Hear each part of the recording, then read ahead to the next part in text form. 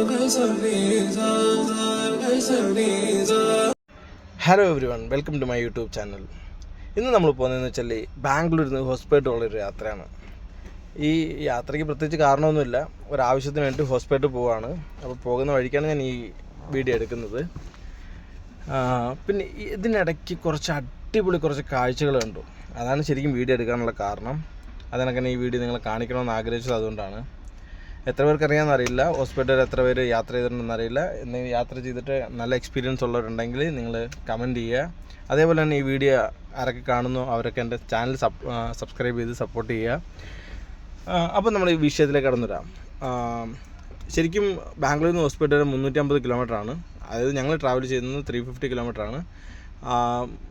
Almost ഒരു 5 hours നമ്മൾ കാറിൽ വരാനായിട്ട്. 5 hours വരാനും കൊണ്ടല്ല, നമ്മൾ വെളുപ്പിന് 4 മണിക്കാണ് സ്റ്റാർട്ട് ചെയ്തത് കേട്ടോ. അപ്പോൾ 4 മണിക്ക് സ്റ്റാർട്ട് ചെയ്തുകൊണ്ടാണ് 5 hours നിന്നത്.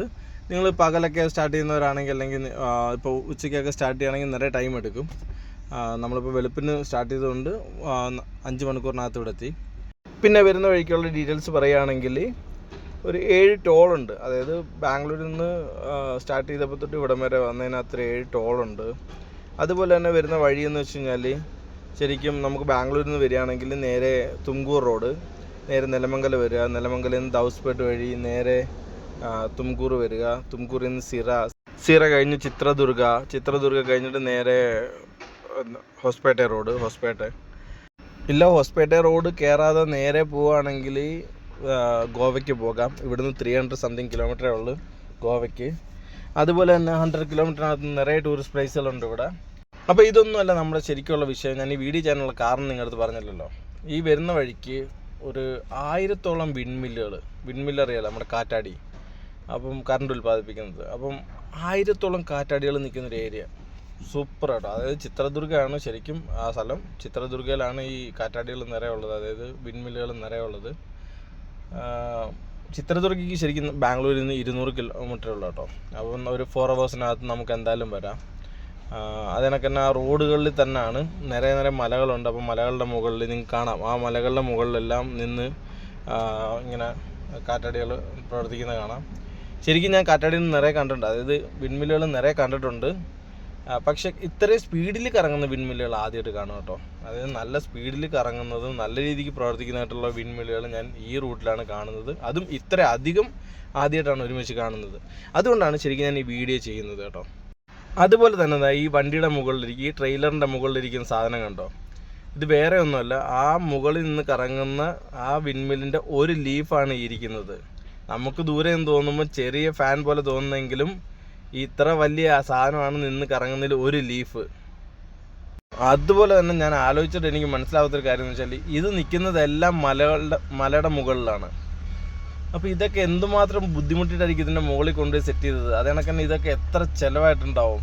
പിന്നെ ഇത് കണക്ക് തന്നെ ഈ വിൻമില്ലിൻ്റെ അടുത്തൊക്കെ പോയി നമുക്ക് കാണാൻ പറ്റും കേട്ടോ. ഞങ്ങൾ സമയമില്ലാത്തതുകൊണ്ട് ഞാൻ ഇതിൻ്റെ അടുത്ത് പോയിട്ടില്ല.